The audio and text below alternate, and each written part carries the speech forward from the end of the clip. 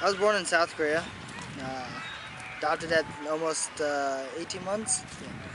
Yeah. And brought to Dayton, Ohio, and that's where I started my life out until I was 5. And once I moved out here to Arizona, uh, my parents started taking me to Catholic church. From there on, I kind of was wary about Catholicism.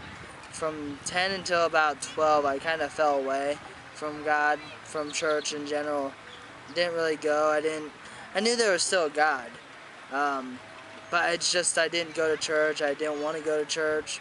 Started into middle school, junior high, and I still didn't go to church. I started acting a lot differently. I entered into high school, and I still didn't believe in God, and from then on, my life went downhill. I went to a boarding school in Utah. My parents sent me away, and I was there for 2 years, working on my anger addiction, my anger, my gambling addiction, my many other addictions that I had. Um, and that whole time, I wasn't very happy.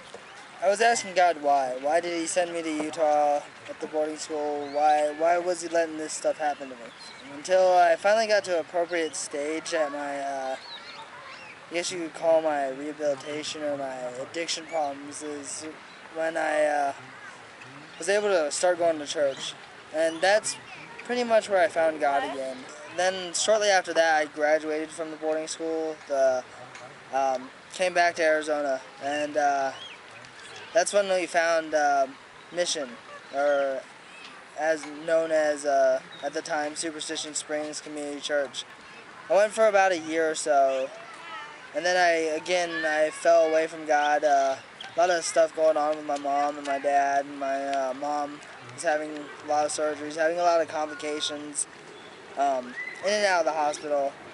And also, close to that time, my grandma died. So I was really wondering why.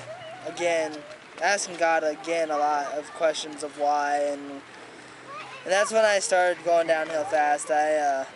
Got into I got into drugs. I got into dealing drugs for about a year and a half, 2 years. And at that time, I broke a lot of relationships with my parents, all the trust they had. And at that time, I moved out, lived with a bunch of other friends who were into the same kind of stuff that I was. And during that time, I pretty much threw God out of the picture. Always in the back of my head, though, but He was completely out of the picture. I didn't even, want to have anything to do with Him. People would tell me about Him, and it's like, whatever, And I ended up getting into a lot of trouble. I went to jail for 2 months. Our house got raided by the cops. I got a couple of charges on me, misdemeanor charges of like minor consumption, drug paraphernalia, and that really, in a sense, worried me, because it was like I'm getting to this point where the cops are raiding my house. The cops know who I am. I've been to jail. What's next for me? Am I going to go to prison for life, or am I going to go to prison for quite some time? I didn't know. And it's over a 2-year span, and God started creeping back into my my mind. I'd say about 2009, late 2008, I found Ember. Found the college group, and that was when it was about 15 people, 15, 20 people. And I saw a lot of people that I've known from high school. And I saw some new faces also, and the thing that got me to where I am now is just the relationships with those people, the friendships that I knew that, yeah, I was off the grid for 2 years, and a lot of them still welcomed me back with open arms. And I found out a lot of these people are going through the same struggles that I am, parents, school, whatever, just life issues. And that's what built up my faith also a lot too, is because I wasn't walking in this walk alone. I had my brothers to the right of me and my sisters to the left of me, all around me. Still going through a lot of hardships. Like recently, my parents got divorced, and I've gone through a lot of legal issues.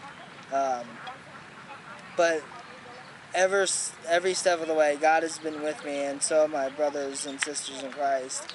And it's to this day, I look back and say I'm so blessed. Not because of me, but because God loved me, even though I had turned my back on Him. For me, it's been about, I'd say, 4 months of being clean off drugs, and it's, again, all because of God, because I wouldn't be able to do it without Him. I'd still be in that same rut that I was in if He didn't have the grace and love for me to help me through this.